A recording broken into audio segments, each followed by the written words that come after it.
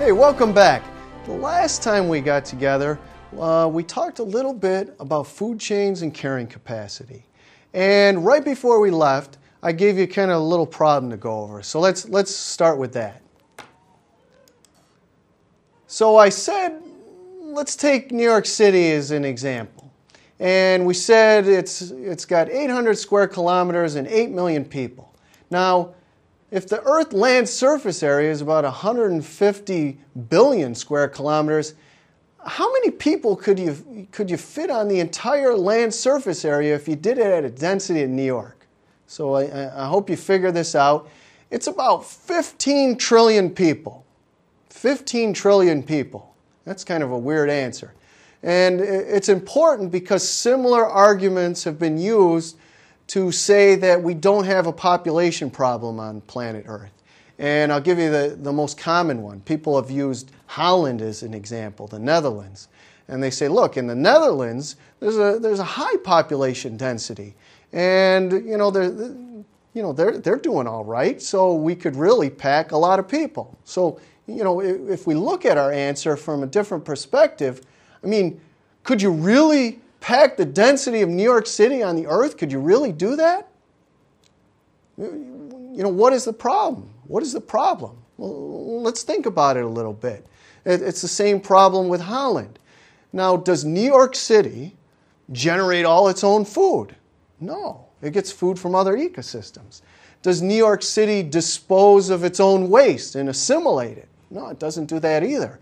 It can be shipped out to New Jersey or dumped out in the ocean or something like that. So the land surface area and even water surface area that New York City utilizes is bigger than just the area it sits on.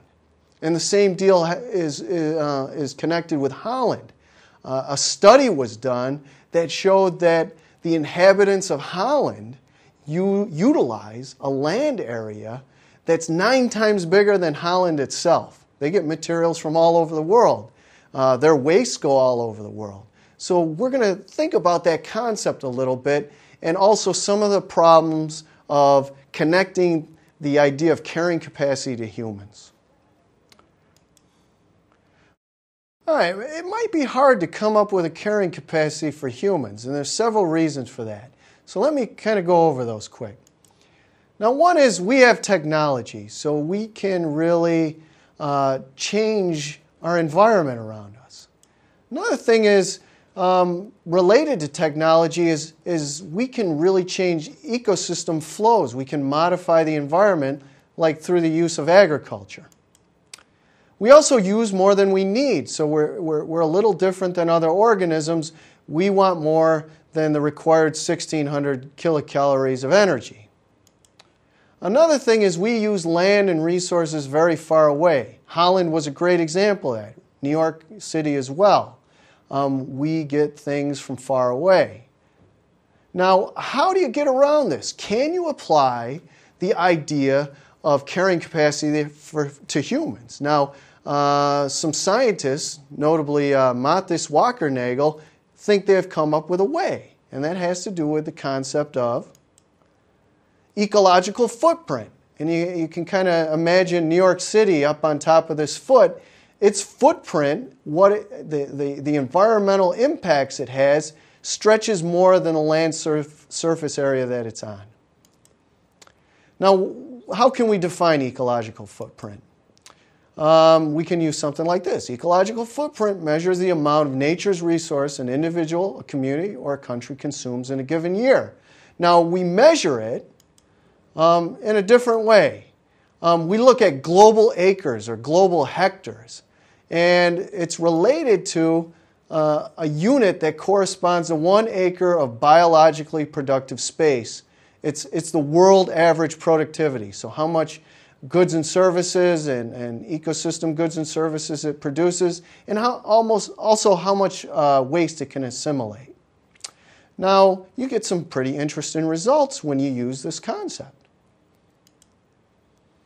You can, and I'd like you to, visit especially the first website that's listed there. It's myfootprint.org.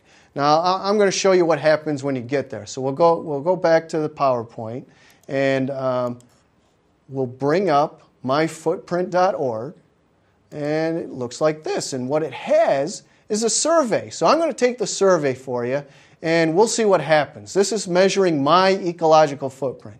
So I live in the U.S., and I speak English most of the time. So we'll put in how old I am, a range in here. I won't tell you exactly. And it says, how big is the town you live in? We're in Syracuse here. We're about here. And our weather is most similar to Chicago. And I am a male. And I'm not going to put the rest. And we'll go to the next page. And then it asks you some questions like this. How often do you eat meat and eggs and things like that? And very often. Where do you get your food?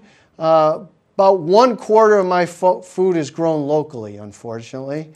How much waste do I generate? I'd say much less. 5 people live in my household. Size of my house, just got a new house, fit in here. It's good size.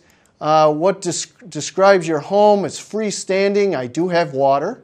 I do have electricity. But I do have energy conservation. All right? On average, I don't take the bus much. I don't motorbike much. And how far do I go with each week? About 200 miles, just move the country. Don't really bike much. Fly about 10 hours a year. And go a little further. Mileage, I got a Prius, so it's very high. And occasionally somebody goes with me. Now this says that if everyone lived like me, I would need 3.2 planets. And it gives my total acre footprint, 14. So, I'm generally decent. Most Americans are even worse than that. So think about these concepts, how they relate to energy, and also your connection with the environment. How do you impact the environment? So we'll stop there, and I'll see you next time. Thanks.